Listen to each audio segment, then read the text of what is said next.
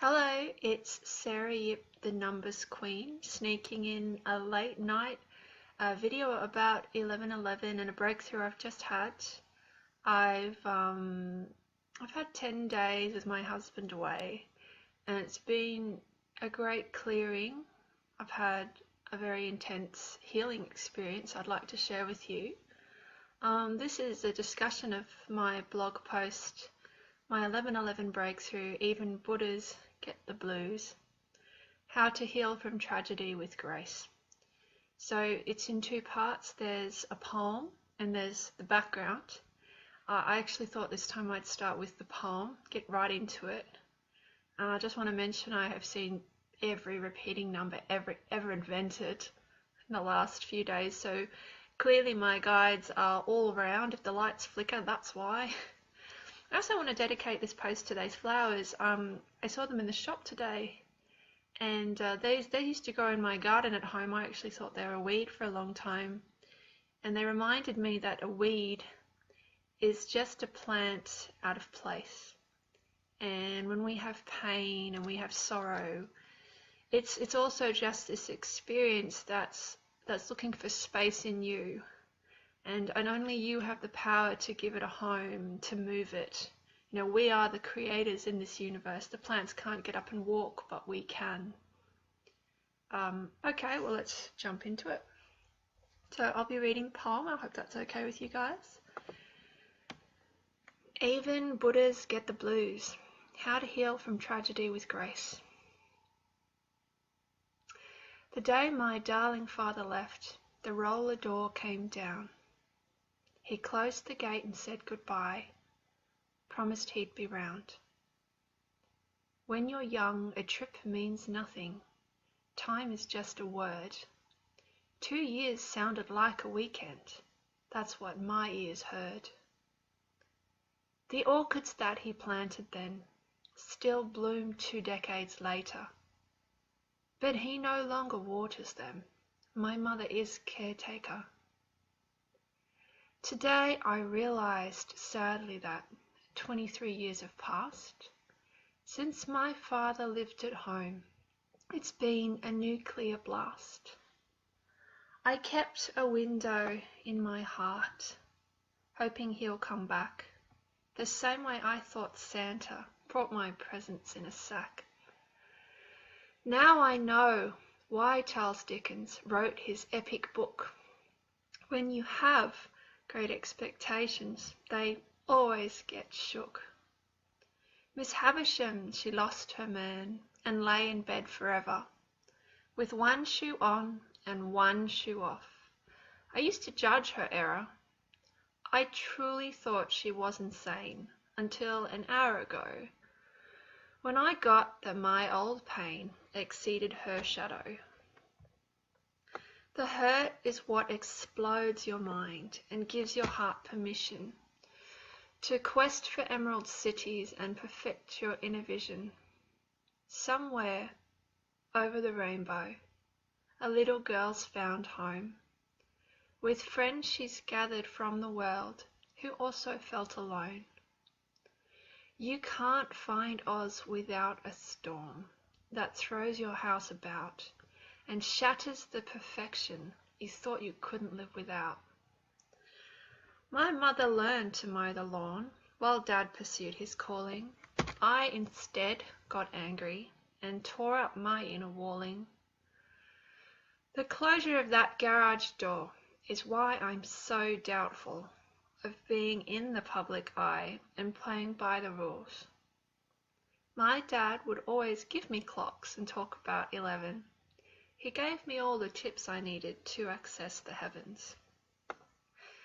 That said, it's been 5,000 days. I've lied and said he's close. No wonder I keep triggering critics and their ghosts. You can't expect approval from the unhealed, I have learned. Those who still feel hurt and shame cannot share kind words.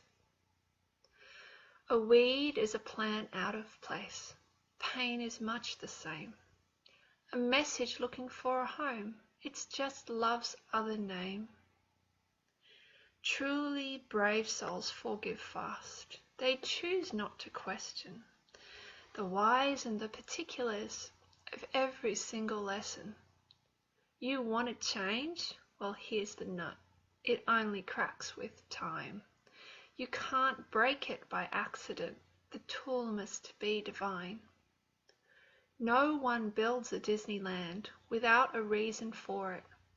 In dreaming, Walt gave himself peace and others a kind story. My gift is a musical heart which grew in my dead left. It's not the neatest place to be, but what a fertile nest. My loved ones know I'm not immune to falling back on blame. That's why we're constantly working to reinvent life's game. Even Buddhas get the blues, so spill your anger forth. In safe surrounds, you'll find your sound, your path, and your true north. You've got this. You're from bliss now to lift. So look, that's the poem side of things. And just to give you the background, so I'm trying to get out a few videos before my next son arrives. 2 in 2 years, it's quite a lot.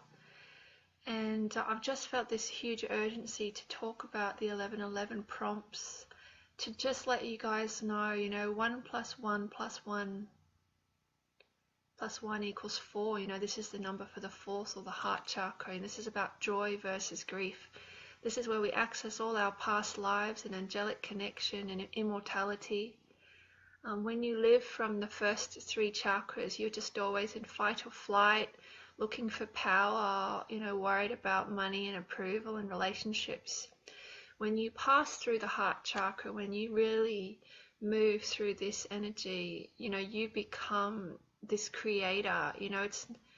You no longer are this victim of fate. You essentially create your own future. Seeing 1111 is this reminder that everyone has come here to experience love. People are either asking for love or giving you love. This is my very first blog about my father leaving when I was 14, and I had literally never mourned him going until tonight. This is actually the first time I've mentioned it in 220 blog posts, and it just shows you how deeply I'd really buried that shock. And I guess I really understand now this saying by Rumi, the wound is where the light enters you, because I just feel completely different now. And just want to do a shout out. This post was inspired by a few people actually.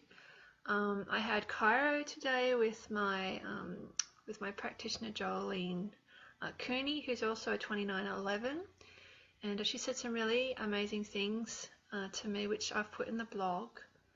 And she really just said, do you know your why? Why do you need to keep proving yourself? Why do you keep coming to me and saying, oh, I've got another critic on Facebook, blah blah blah?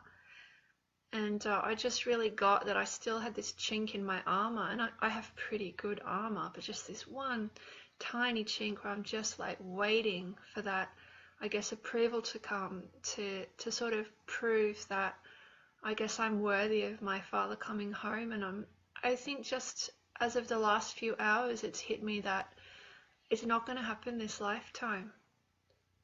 And just, something sweet. I after Cairo, I went to buy groceries, and I was served by Sarah 11 at register 2, which was so cool. It's even on my receipt.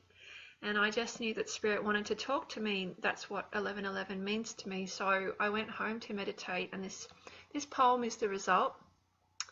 I also want to just say thank you. There's a guy called Todd on Facebook who just added me to a Myers-Briggs group.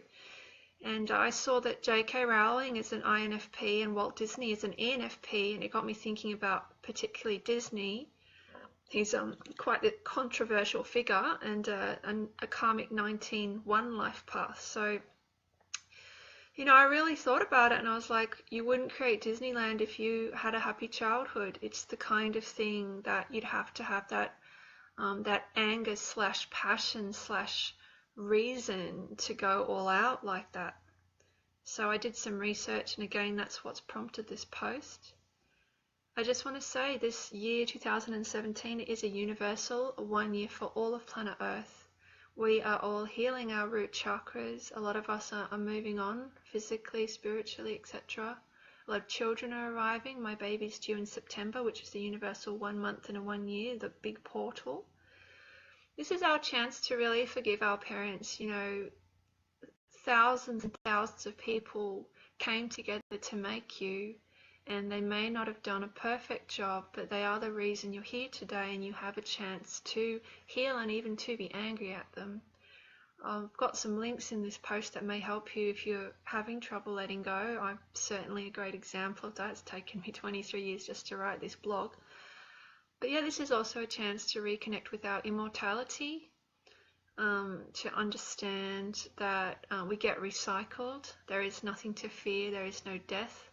There's just the end of your ego limitations and those often inherited beliefs. So yeah, seeing 1111, it's that sign you're ready for change. Even change adds to 11. I can't say the next step will be comfortable for any of us, but I can promise you the treasure will be worth it. When you know that life's on your side, every day is like a spiritual birthday. So keep growing, and please remember you are a Buddha, just in human form.